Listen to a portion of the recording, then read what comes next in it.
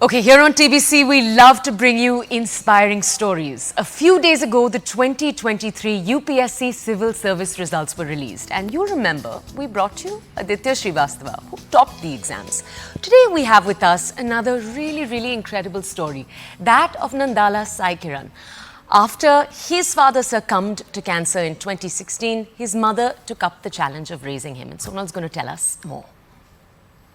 Yeah, and Nandala is actually a very supremely inspiring story. He's with us this morning as well. Good morning. But before we come to you, just a little bit of a background. He is the son of a single mom who is a beedi worker. He lost his dad to cancer. He's the kind of a story when people look at him and they say, if he can, I can. So welcome to the show. Sai, you're probably tired of hearing this again and again, but congratulations on securing the 27th rank in the UPSC. How do you feel? It was really full of excitement in the first 1 or 2 initial days. But after that, it's pretty normal for me. So in the sense that I always look this exam and this result in the terms of it's just giving me a platform to do something else in the future. So this is not a success or achievement altogether. So I always see this process in the same way. But I'm so happy that the people around me are they are very joyful and they are very feeling proud. Not just my family, not just my friends and my entire village and other nearby villages and districts. So they are so proud and happy. So that's giving me more happiness. Well, you're really playing it subtly and wearing it with a lot of humility, but it's not easy to be studying and growing up in an environment such as yours and still securing such a top ranking position. Tell us a little bit about your childhood. How was it having a single tiger mom around? Yeah. So not just my mother, both my father and mother. So me and my sister were the first generation graduates in our family. So my mother did not go to school yet, and my father did only intermediate. So, but they're always of the view that education is our ticket for mobility, social mobility, and education is our biggest asset. Education is something that lives with us for long. So they always used to focus on that. Even though we come from a lower middle or poor family, but I didn't feel that we come from such a family in any way. Only now people are talking that I came from normal background, but my parents ensured that I always got good education and always got, they all secured my needs. Maybe I always see that parents are there for secure your needs, not needs. So in that way, I'm so lucky and fortunate. So a very big part of your story that we're reading again and again online is that you were actually working the full time at quite a hectic job while you were studying for the UPSC process.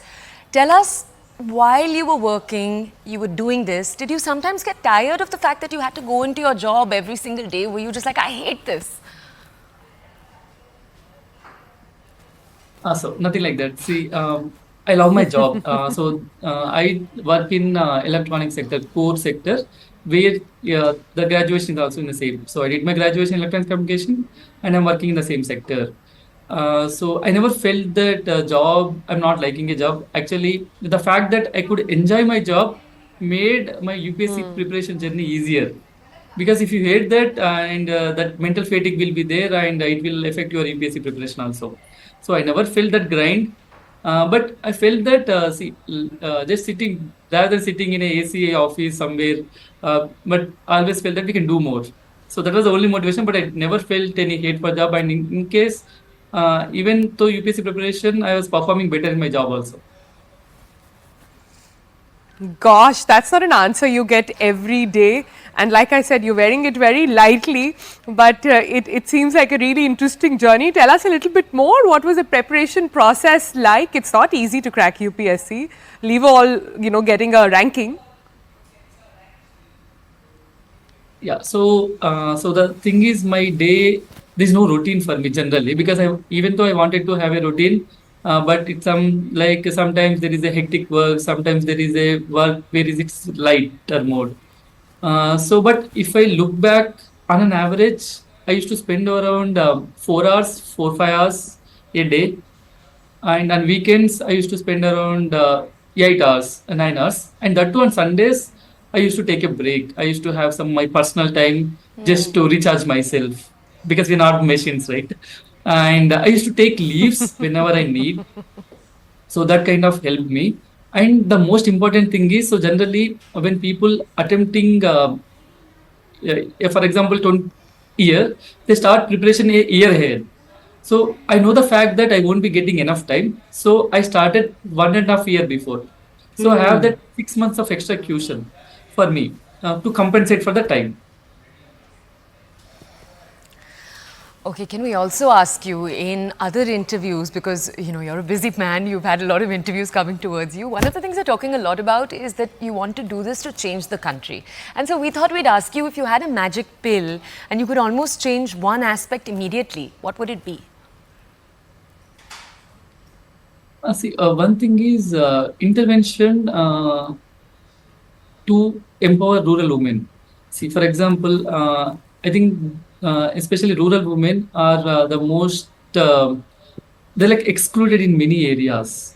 So, for example, if there is a magic pill, if we could empower rural women, so we can empower the entire rural families, entire rural areas. So, when we empower the entire rural India, so it will empower entire India.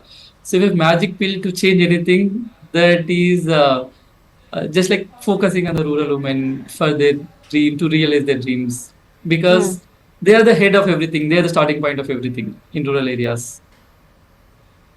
Brilliant, brilliant answers over there, Mandala. Lovely, lovely to hear this from you, and so happy that people like you are getting into public service. But we have to end by asking you that you have such beautiful thoughts and you've been interviewed all over, as Toya was also saying. What is this one question that people haven't asked you so far? So the first thing is, I saw the narratives initially are in a more sympathetic tone. Personally, I didn't like because I didn't feel any in my past or anything as a life as a limiting factor to me. So that is the one thing. And second thing, if there any, if I want to highlight few things, it's you can highlight the story of perseverance. That even after some difficulties, even doing job, so it can be done. So we can show that example that because one thing is every year so many young youth come and give examination. So it takes some for some it takes years, and it's take multiple years. And in the journey, what happens is they will be investing the precious time in this journey. But if you take the success rate, it's very low. 1,000 of 10 lakh people applying. So so I want to highlight something is like you need to be more realistic about this process and where it could get and what is the time we want to invest in this process. So having a plan B or having a plan B in this journey. And the other thing is the fact that it can be done with the job, even though it may take extra time if you plan well and extra attempt if you plan well. So these are the things I want to highlight majorly.